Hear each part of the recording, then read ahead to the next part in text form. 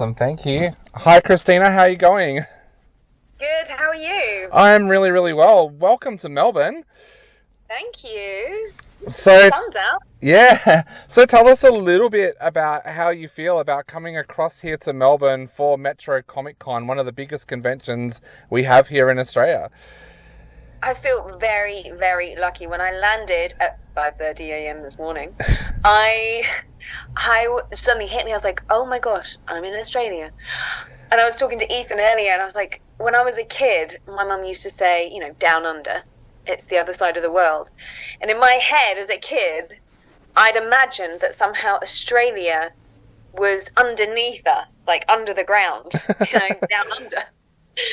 And I just reminded myself of that thought as a kid. But yeah, it's incredible to be here. I feel very lucky to be flown all this way, and it's still not hit me where I am really, because I've been in this hotel since 5:30 a.m. But I am going to go and venture hopefully later today, and I've got a few extra days here, so I'm really looking forward to it. Oh, that's awesome. So let's talk a little bit about that. What do you hope to do while you're here? Are you someone that likes to get out and explore nature or explore the city? What do you like to do? I just like to walk around and just go where the wind takes me. But also, I think on Monday they might be taking us to this what is it, Wild Action Animal Yes. Sanctuary or something, which, oh my goodness, is my dream. So I'm very much looking forward to that. We just had Jessica from Bridgerton on our show, and she was chatting about the fact she really wants to see a platypus and a wombat. Oh, Are there any Australian animals that you really want to see? I've never seen a koala. Oh, I'd love wow. to cuddle. I'd love to cuddle a koala. Can you cuddle koalas? You can, yes, yes. Oh my God. But the thing is, I have to watch the England match on Sunday, and Yep. it's not until 2 a.m. here. So I'm a bit worried about how tired I'm going to be cuddling koalas, but hopefully the koalas will give me energy.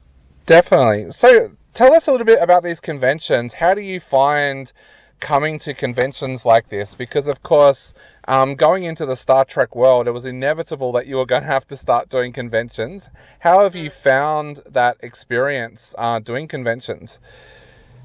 It's so incredible. Not only do you get to reminisce about things you've done, seasons and episodes you've shot, but you get to meet these incredible people who love your show. And I mean, it just makes it all so much more worth it. The energy we put in, and the time and the hours, it is a lot of hard work. But when you're meeting these people who are just so in love with the show, it's extremely gratifying, and makes you really understand how big of a family this is. It's not just our cast and crew on Strange New Worlds. It's not just Picard, Lower Deck, Section 31, Starfleet Academy. It's not just that. It's everyone all over the world who likes Star Trek. All putting that all together feels very comforting and special. And I don't know many actors probably who get to do that. Yeah. The very few throughout their lifetime get to be involved in such an amazing franchise. Was that something you thought about when you first got the role? Because, of course, like you said, Star Trek fans are known right around the world for being very, very passionate fans. Was that something that you thought about when you were first casting the show? Not at all. Not at all. It was only during the shooting season one, Anson and Ethan were telling us, we should get personal appearance agents. And we're like, what? Really? So, no clue how big the cons were and how much we'd be able to travel with the cons. So, it was a great surprise. So going back to when you first started on the show, tell us a little bit about how much you knew about your character, and how much room were you given to expand that character yourself and kind of create different levels for her? Well, our showrunners are incredible, and it was all given to us. There wasn't anything I needed to create. Yeah. There were suggestions for season 2 and season 3 of elements I wanted to add. One was the singing, the musical episode, and there was something for season 3 as well that I wanted to add in, which also happened. But we will see when that comes out. I can't say anything about that. But yeah, ultimately they gave us everything, and what I added to it was my personal life and my baggage, I guess you could say, to make her real, to make her PTSD real, to make the Gorn feel real and scary, and with using my inner world, the hope is that the audience can then really feel and connect with La'an, which I hope they do. Definitely. So tell us a little bit about your musical career as well, because you do have an EP out and you started very early in musical theatre. Tell us a little bit about your musical career and where your love for music first started. My love for music first started when I was a kid, probably like 4, 5, 6. My granddad would play the guitar and I would sing, or my mum would play the piano and I would sing, and I would force them to keep playing and playing, and me singing and dancing and singing same songs over and over again. I've got many home videos of me just singing the same songs over and over again. I don't know how they put up with it. And then I would charge people to come and watch. People, I mean my family, I would charge them £2 to come watch my show. So it was clear early on that I wanted to do something like that. And then I went to performing arts school, studied musical theatre, and then with this Subspace Rhapsody, I saw an opportunity. Not only did I have the fan base there, but the confidence after doing the musical episode to then go off and see if I could create a single and put a single out into the world and make my own music. I was serendipitously connected to Ed Sheeran's producer, Jake Gosling, who did my first EP, and he's also doing my album now as well. And then I have a second EP coming out, which is a mix of Jake and another producer in Canada. And that will have some other Space members on there. And so that is going to be coming out hopefully in the summer. Awesome. You mentioned that the musical episode actually gave you confidence to then move on with your music career. Tell us a little bit about that. What was that like doing the musical episode, and what was it about the musical episode that gave you that confidence? I think it was just getting back into singing again and working with our vocal coach, Elaine Overholt. Elaine Holt or Elaine Overholt? I've forgotten what her surname is. And so she encouraged me to do it. And I'd always had that dream there, but actually getting back into training my voice daily. I was also working with a singing coach in London for a good few months before I went back, so I'd already started prepping my voice for the musical. She also gave me the confidence to feel like I could do it, and I guess it just been buried inside for so many years, like maybe 15 or more years. I had it inside me, and then knowing that the musical episode would be coming out and it would be a great opportunity to drop my EP at the same time, I just went for it. Definitely. So what inspires you with music? What kind of things do you find that you like to write about when you're sitting down to work on lyrics? It normally just comes to me what I want to say. I've got a list of song ideas and thoughts and phrases, and whenever they come, I just write them on my phone.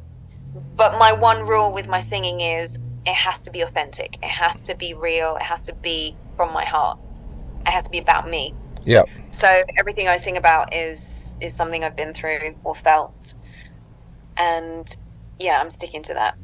Definitely. So for young artists who are listening to this right now, tell us a little bit about how did your theatre background help you out with what you're doing now when it comes to acting in Star Trek and doing performing? Like, how did you find being involved with the theatre at such an early age? How has that helped you to get to where you are today as a performer? I guess theatre gives you confidence to know that if anything goes wrong, you just have to handle it and recover. Yep. And the confidence of performing live to loads of people as well. And on set, there are many people, but not as much obviously as in a theatre.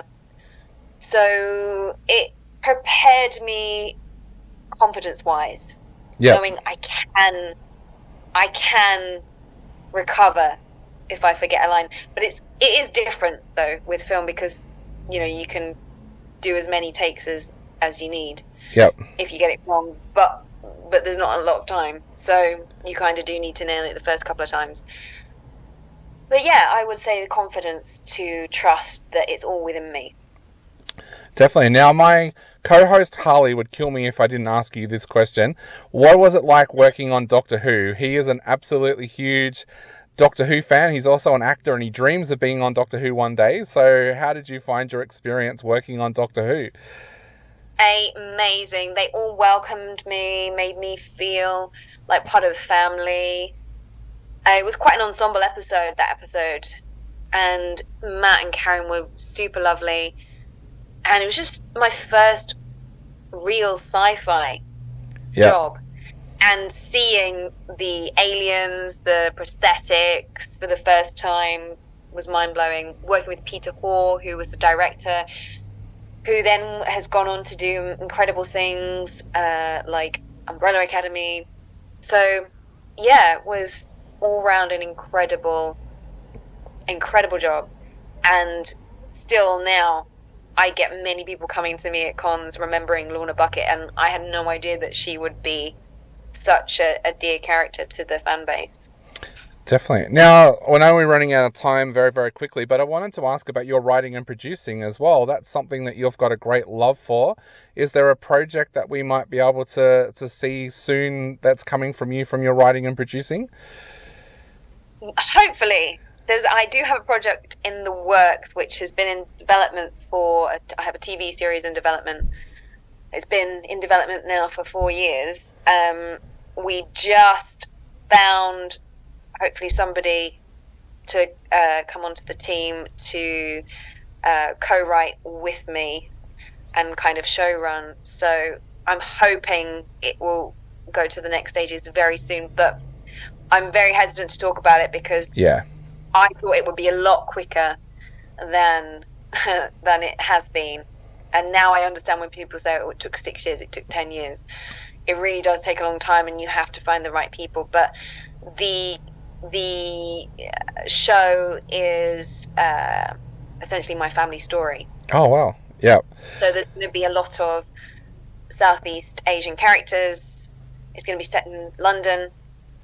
And it's something that's not been done or been seen before.